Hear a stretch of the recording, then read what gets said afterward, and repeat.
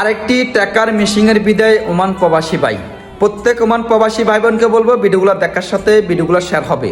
Oman প্রবাসী ভাই বোনেরা, আপনারা যাকে স্ক্রিনে দেখতে পাচ্ছেন, আপনারা সবাই শুনছেন আমাদের মিজান ভাই আমাদের মাঝে আর বেঁচে নাই। ইন্না লিল্লাহি ওয়া ইন্না ইলাইহি রাজিউন।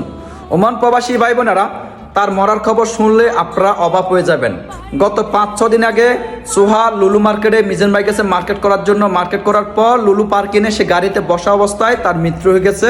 ইন্না লিল্লাহি ওয়া ইন্না ইলাইহি রাজিউন। আর একটা কথা শুনলে আপনাদের মন খারাপ হয়ে যাবে। ওমান প্রবাসী ভাই বোনেরা, মিজান ভাই আজকে মরার পর তার মরার খবর 5 দিন পরে তার আরবাব শুনছে সে আমাদের মাঝে আর বেঁচে নাই। পরে ওমান রয়্যাল পুলিশে তাকে ওখান থেকে উদ্ধার করে। ওমান প্রবাসী ভাই বোনেরা, আপনারা সবাই জানেন ওমানের মাটিতে অনেক গরম। তো একটা লাশ 5 দিন গাড়িতে ছিল। আপনারা চিন্তা করে দেখেন তার লাশগুলোর মাংস কোথা ছিল, তার শরীরে মানে কি অবস্থা হয়ে গেছে।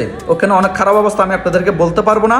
তো প্রত্যেক প্রবাসী ভাই বোনকে বলছি, আমি আপনাদেরকে সবসময় বলি, যারা ড্রাইভিং করেন আপনারা 4টে জিনিস সবসময় চেক করবেন। 1, গাড়ির মোবিল আছে কিনা। 2, গাড়ির পানি আছে কিনা। 3 নম্বরে গাড়ির এসি পাইপ ঠিক আছে কিনা। 4 নম্বরে আপনাদের গাড়ির টায়ার ঠিক আছে কিনা। এই 4টে জিনিস প্লিজ আপনাদের অনুরোধ করবো, আপনারা ঠিকঠাক মতো আছে কিনা চেক করি পরবর্তী গাড়িতে উঠবেন। আপনারা সবকিছু চেক করবেন।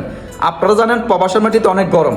তো সোয়ার ওমান প্রবাসী ভাইরা, আমি আপনাদের কাছে একটা অনুরোধ করে বলবো, আমাদের মিজান ভাইয়ের কোনো কথাতে যদি কোনো কাজে যদি আপনারা কষ্ট পাই থাকেন, ওনার পক্ষে থেকে আমি আপনাদের কাছে ক্ষমা চাচ্ছি। আপনারা ওনাকে সবাই খাস দিলে মাফ করে দিবেন।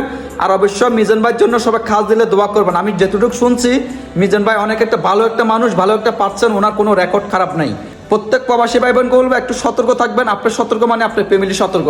সকল প্রবাসী ভাই বোন ভালো থাকবেন। আল্লাহ হাফেজ। আসসালামু আলাইকুম।